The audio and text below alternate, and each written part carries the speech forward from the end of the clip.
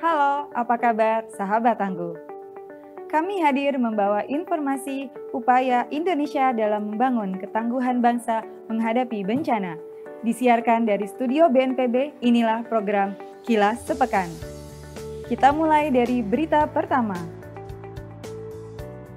BNPB melalui tim Kedeputian Bidang Penanganan Darurat mendukung penanganan banjir di Kabupaten Bolaang Mongondo, Sulawesi Utara pada Rabu 29 Oktober 2025.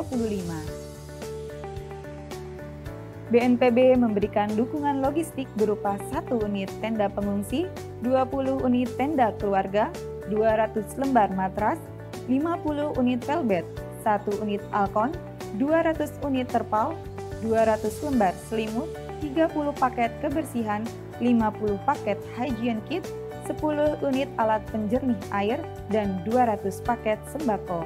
Majen TNI Muhammad Lutfi Beta mendorong lintas lembaga terkait untuk mempercepat pembersihan dan penyaluran bantuan kepada warga terdampak.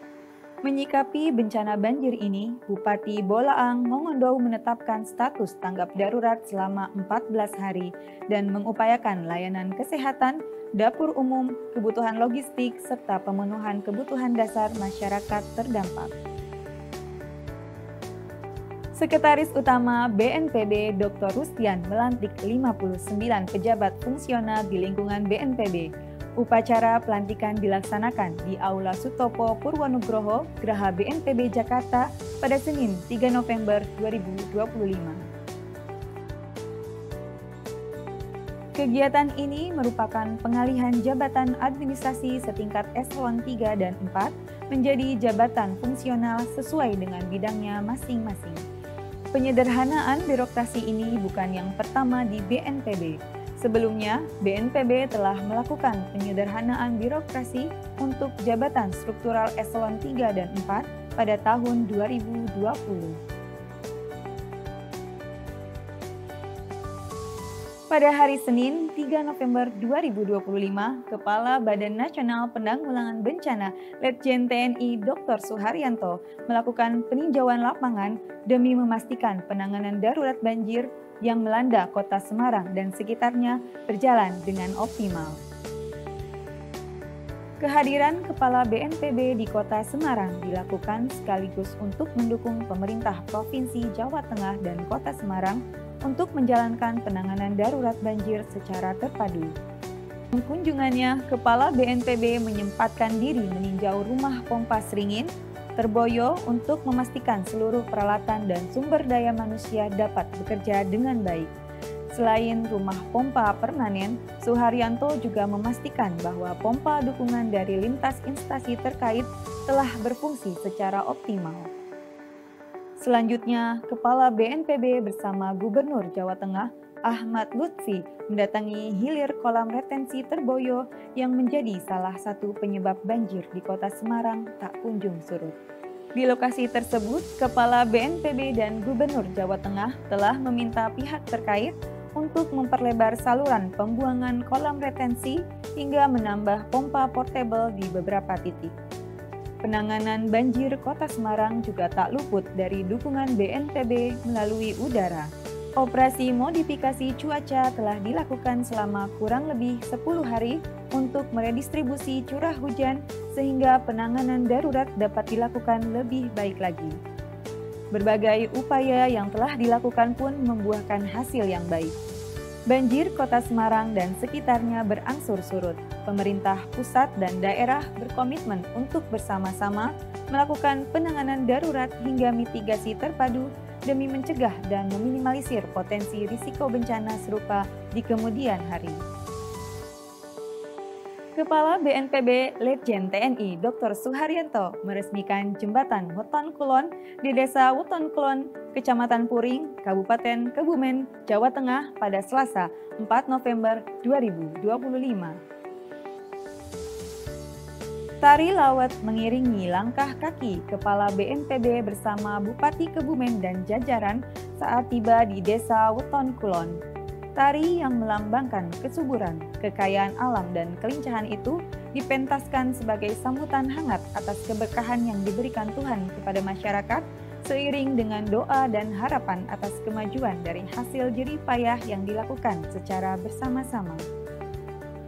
Sebelumnya, jembatan yang menghubungkan antara Kecamatan Puring dan Kecamatan Buayan itu rusak berat akibat banjir bandang pada 2022 lalu. Pada momentum sakral itu, Kepala BNPB berharap dengan berfungsinya kembali jembatan Weton Kulon, masyarakat dapat memperoleh manfaat dan menjaga jembatan yang menjadi urat nadi kehidupan.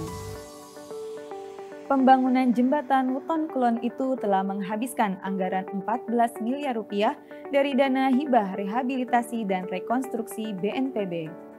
Jembatan dengan panjang kurang lebih 70 meter dan lebar 7 meter itu selesai dibangun 2 bulan lebih awal dari target yang diperkirakan.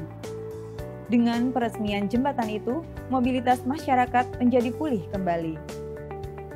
Penandatanganan prasasti dan pemotongan pita karangan bunga menjadi momentum peresmian jembatan yang telah lama dinantikan masyarakat. BNPB menghadiri apel siaga bencana yang digelar Kementerian Pekerjaan Umum di Pendopo Kementerian Pekerjaan Umum pada Selasa, 4 November 2025. Kehadiran BNPB diwakili oleh Kepala Pusat Data Informasi dan Komunikasi Kebencanaan Abdul Muhari. Apel dipimpin oleh Menteri Pekerjaan Umum Dodi Hanggodo dan dihadiri Kepala BMKG Teguh Faisal Fatani serta jajaran Satuan Tugas Penanggulangan Bencana. Acara ini sejalan dengan kebijakan BNPB dalam memperkuat mitigasi dan kesiapsiagaan menghadapi potensi bencana hidrometeorologi menjelang akhir tahun. Abdul Muhari menegaskan, kesiapan sektor infrastruktur adalah bagian penting dari mitigasi nasional karena menyangkut keselamatan masyarakat dan keberlanjutan pembangunan. Melalui apel siaga ini, BNPB terus mendorong sinergi antar lembaga, membangun budaya sadar bencana, dan menjaga komitmen siap untuk selamat. BNPB menghadiri rapat dengar pendapat dengan Dewan Perwakilan Daerah Republik Indonesia di Gedung DPD RI Senayan, Jakarta pada Selasa 4 November 2025. Pada kesempatan ini, rombongan BNPB dipimpin oleh Sekretaris Utama BNPB Dr. Rustian karena pada saat bersamaan Kepala BNPB tengah melaksanakan tinjauan penanganan banjir di Jawa Tengah. Dalam paparannya di hadapan Dewan Perwakilan Daerah, Rustian menjelaskan peran dan kewenangan BNPB setiap fase bencana, mulai saat prabencana, tanggap darurat, dan pasca bencana. Selanjutnya, Rustian menjelaskan tentang penurunan tren bencana signifikan pada periode tahun 2021 sampai dengan 2025, serta upaya kerja kolaboratif yang telah dilakukan BNPB bersama seluruh pihak, baik dari pemerintah pusat dan pemerintah daerah dalam penanggulangan bencana. Badan Nasional Penanggulangan Bencana mengikuti rapat kerja dan rapat dengar pendapat dengan tim pengawas DPR RI di ruang rapat Badan Anggaran, Gedung Nusantara II, DPR RI pada Rabu 5 November 2025. Di hadapan tim pengawas DPR RI yang terdiri dari perwakilan seluruh fraksi DPR RI, Sekretaris Utama BNPB Rustian didampingi oleh pejabat Eselon 1 dan Eselon 2 memaparkan mengenai lingkup kewenangan BNPB dalam setiap fase bencana. Sekretaris Utama BNPB juga menjelaskan upaya BNPB dalam memimpin langsung penanganan bencana non-alam, kegagalan konstruksi di Pondok Pesantren Al-Khazini Sidoarjo, serta pengiriman dan distribusi bantuan kemanusiaan untuk bencana luar negeri. BNPB berharap rapat kerja dan rapat dengar pendapat ini semakin meningkatkan kemampuan dan ketangguhan bangsa dalam menghadapi potensi bencana. Sahabat tangguh, demikian giat pelayanan publik BNPB minggu ini yang kami rangkum dalam program Kilas Sepekan. Mewakili seluruh tim yang bertugas dari studio BNPB, saya Murliana undur diri. Sampai jumpa di Kilas Sepekan berikutnya. Salam Tangguh.